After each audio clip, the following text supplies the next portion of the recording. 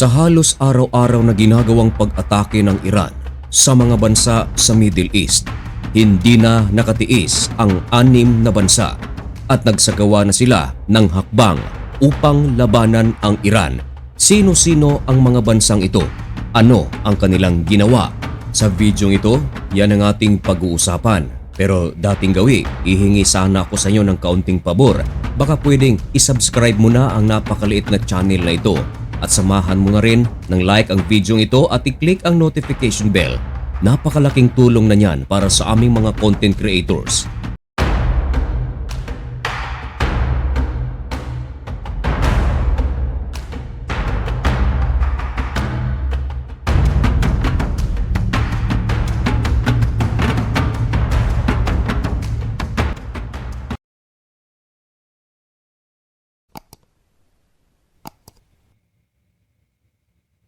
Maligayang pagbabalik mga kaibigan. Kumusta kayong lahat? Ngayon ay July 29, 2026 at nagbabaga na naman at napakabagong balita ang ating ihahatid sa inyo.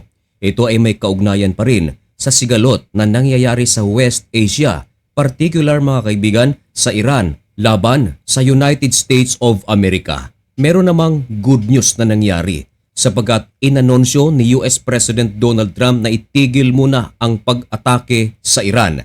Nangako din ang Iran na hindi rin sila aatake dahil huminto ng pag-atake ang United States of America. Ano naman ang good news dito? Malaki, lalong-lalo na dito sa ating mahal na bansang Pilipinas. Nag-anunsyo na kasi ang DOE o Department of Energy na dahil sa pansamantalang tigil putukan ng United States of America at Iran, maaapektuhan din ang presyo ng krudo at gasolina. Nagbabadya ang magiging rollback nito sa mga susunod na araw. Pero sa loob ng 13 araw na bakbakan ng Amerika at ng Iran, hindi maikakaila ngayon mga kaibigan sa puntong ito, napakataas ng presyo ng krudo at gasolina. Yang presyo na yan, bababa daw yan sa mga susunod na araw dahil sa tigil putukan ng United States of America at ng Iran. Ngayon, matapos ang 13 araw na bakbakan ng Amerika at ng Iran, meron namang ginagawa ang GCC o yung tinatawag na Gulf Cooperation Council. Ito mga kaibigan ang mga bansa sa Middle East. Binubuo ito ng Saudi Arabia, Kuwait, United Arab Emirates, Qatar, Bahrain at Oman. Halos lahat ng mga bansang ito ay nakaranas ng mga pag-atake ng Iran. Ang target, base militar ng United States of America.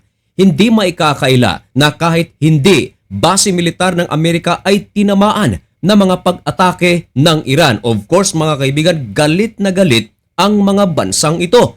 Pero sa pagkakataong ito, hindi nakasama ang United States of America at nagsagawa sila ng hakbang upang labanan ang mga pag-atake ng Iran. Ilabas muna natin ang ating mahiwagang pruweba. Ayon sa ulat ng Ynet Global, Gulf Unity phrase as Iran War Test Hormuz Strategy.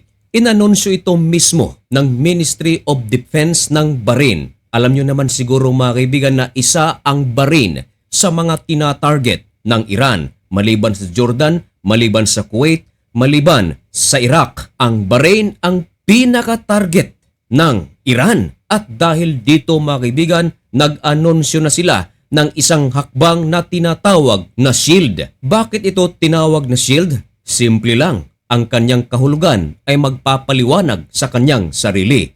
Parang kalasag o pangsangga o barrier para hindi sila mapasok ng kalaban.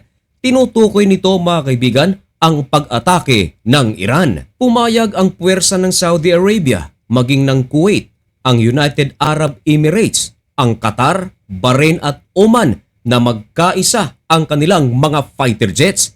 Agad na nagliparan ang mga fighter jets na ito maging ang kanilang mga warships. At ano ang kanilang ginawa? Isang malakihang drill ang kanilang isinagawa upang maprotektahan ang kanilang mga bansa.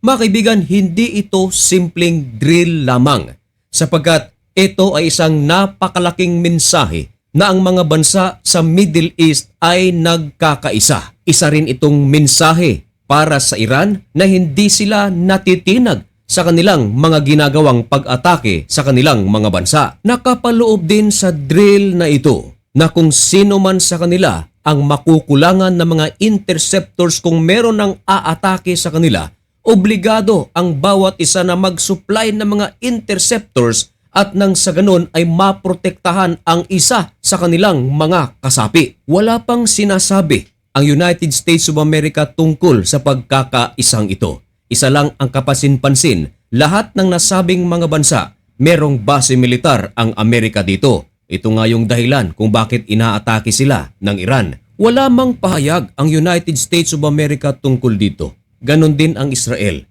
Pero hindi maikakaila na ang pagkakaisang ito ay magiging pabor para sa Israel, magiging pabor din ito para sa United States of America. At simple lamang ang kadahilanan mga kaibigan, parang bigla lang nagkaroon ng pakpak ang Israel at United States of America sa labanang ito.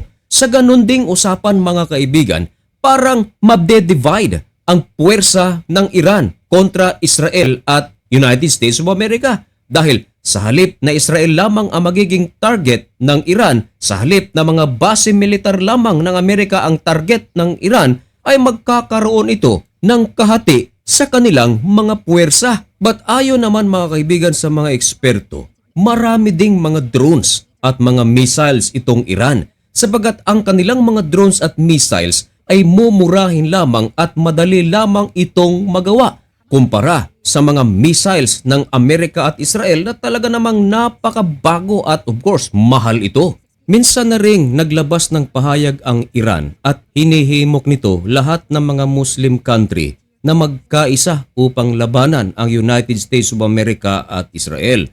Pero sa pagkakataong ito mga kaibigan, nagkaisa nga ang maraming mga Muslim countries sa Middle East.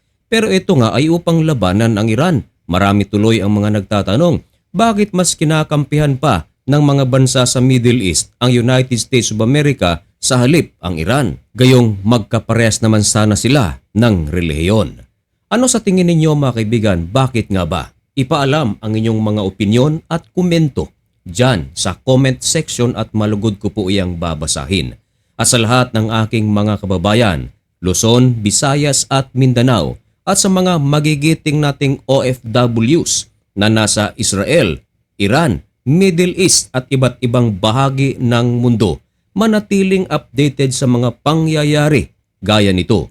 At kung gusto mo ang ganitong mga contents at baka naman bago ka lang sa channel na ito, baka pwedeng makahingi ng kaunting pabor. I-subscribe mo na ang channel na ito. So paano mga kaibigan, hanggang dito na lamang muna ang video ito. May God bless you and thank you so much for watching. Goodbye.